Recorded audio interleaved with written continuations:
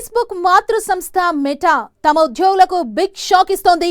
దాదాపు 16,000 మంది ఉద్యోగులకు ద్వాసన పలికేందుకు రంగం సిద్ధం చేసుకుంటోంది. త్వరలో 16,000 మందికి లే ఆఫ్స్ కి సిద్ధమవుతోంది.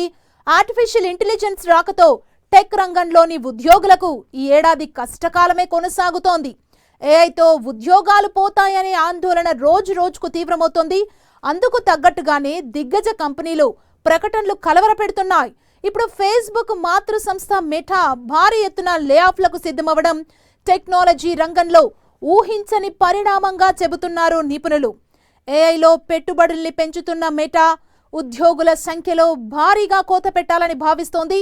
ఇందుకు సంబంధించిన ప్రణాళికలను company top executives, senior leaders తో పంచుకుంటున్నట్లు తెలుస్తోంది. అంటే సంస్థ సిబ్బందిలో దాదాపు 20% మందిని తొలగించాలని మెటా యోచిస్తున్నట్లు తెలుస్తోంది.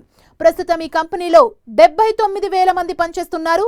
అంటే దాదాపు 16,000 మందికి లే ఆఫ్లు ఇవ్వనున్నట్లు సమాచారం. ఇదే నిజమైతే 2022-23 తర్వాత కంపెనీ చేపట్టబోయే అతిపెద్ద తొలగింపులు ఇవే కానున్నాయి. 2022 చివర్లో 11,000 మందికి లే ఆఫ్లు ఇచ్చిన మెటా ఆ మరుసటి ఏడాదే 10,000 మందిని విధుల నుంచి తీసేసింది. ఇప్పుడు మరోసారి లే ఆఫ్స్ కత్తెర బయటకు తీసినట్టు తెలుస్తోంది. దీనిపై కంపెనీ ఇంకా అధికారికంగా ప్రకటన రాకున్నా అంతర్గతంగా మెటాలో ఇదే చర్చ జోరుగా జరుగుతోంది. మెటా ప్రస్తుతం ఏఐ రంగంలో విస్తృతంగా పెట్టుబడులు పెడుతోంది.